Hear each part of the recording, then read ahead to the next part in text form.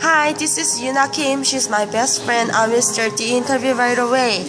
Number one, what country did you live in? How many years did you spend in learning English? I lived in Canada for 6 years, and I learned English since I was in first grade of elementary school. So it's been about 12 years. Okay, do you think that your English ability you had were helpful while you were in Canada? Yes, definitely it was helpful for me because in Korea I did lots of readings in English, so it was easier for me to read the textbooks and understand the class materials, even though I came there for the first time. Okay, number two, do you think your English ability improved a lot after studying in abroad? Yes. Okay, tell me in specific. This is because, as I told before, I did lots of reading, but I couldn't really understand the class materials just by listening to the lectures because I had lack of listening skills. But after attending few classes, and I began to understand the lectures without textbooks. So I think my listening skills improved a lot.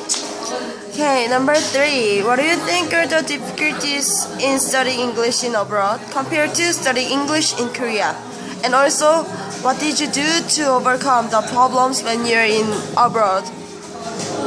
The main difficulty, I guess, it is culture difference. But can you ask me the question again? I'm sorry. It's okay. What do you think are the difficulties in studying English in abroad compared to studying English in Korea?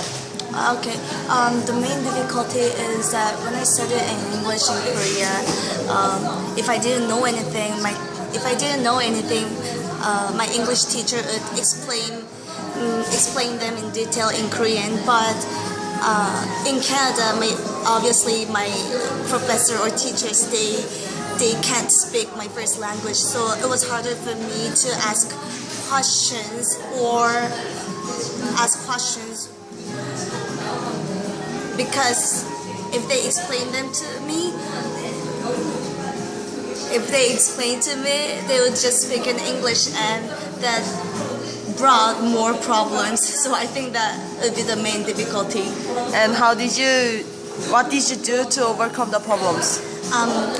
I had a few of my Korean friends. Well, they were born in Canada, but they could speak little Korean. So I would just ask help for them, and they could help me in many ways. Okay. Well, what were the difficulties learning English in Korea, and how did you overcome them? The difficulties in learning in Korea is that my English teacher, she only focused on reading and writing grammars. So she thought the vocab was the most important key to learn English. So she would ask me to memorize 200 vocabs per day. But after the test, the only words that I actually used was limited to 20. So it was hard for me to memorize all the vocabs she asked me to do. Okay, you said you had problems with memorizing 100 to 200 Yes. words per day, right? Yes. How did you memorize 100 to 200 words per day? And It was, okay, what's the way? Like what's the What's the way? It definitely was very challenging because as a little kid, it is hard to memorize 200 words. Obviously, it's crazy. But I tried really hard. When I wake up, I would just get the book and read the vocab.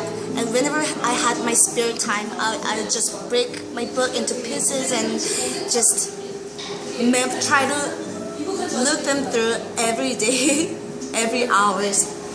So I think it was challenging, it was difficult, but I could overcome the problem by trying hard. I can see that's pretty tough time. Yes, it was tough. Okay, number four. What are differences between learning English in Korea and learning English in abroad? And which may you choose? Did you you just say difficulties or differences? Oh, I'm sorry. differences. I'm sorry. What are differences between learning English in Korea and learning English in abroad?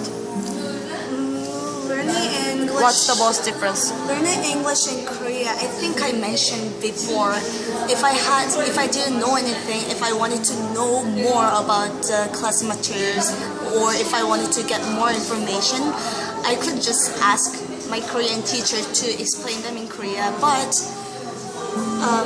in Canada, I couldn't really ask in detail because they would explain them to me in more difficult, in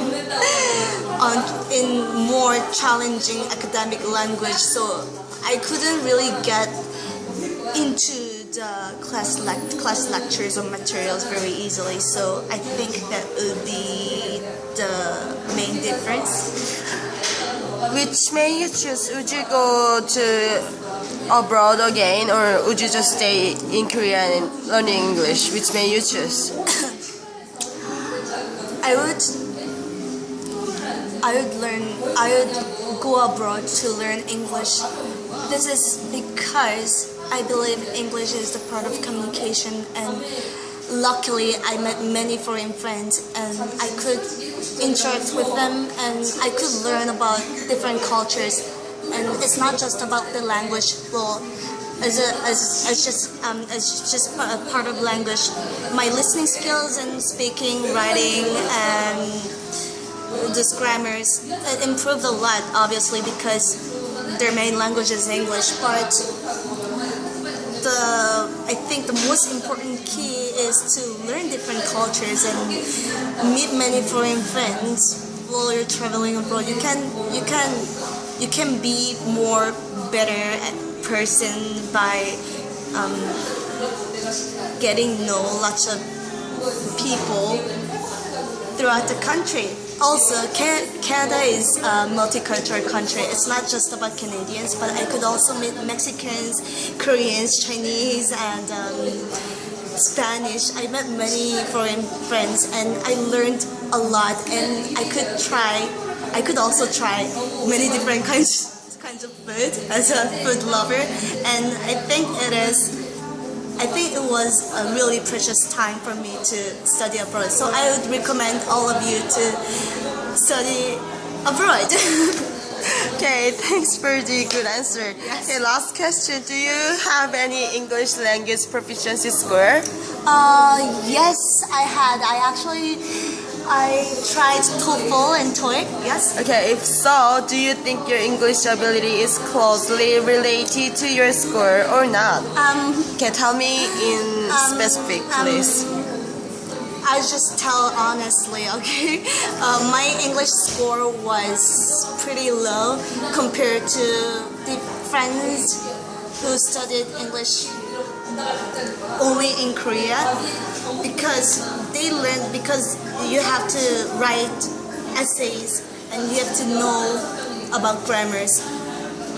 Their score is higher than me, but I got a chance to travel or visit USA with my friend, and she and the person who actually interact with foreign people. For example, if you go to a restaurant to order food, I was the one who could actually speak English. So I don't think it isn't closely related to the score. Yes. Okay, thanks for joining the interview. Bye. Thank you. Bye. Have a nice day. Bye.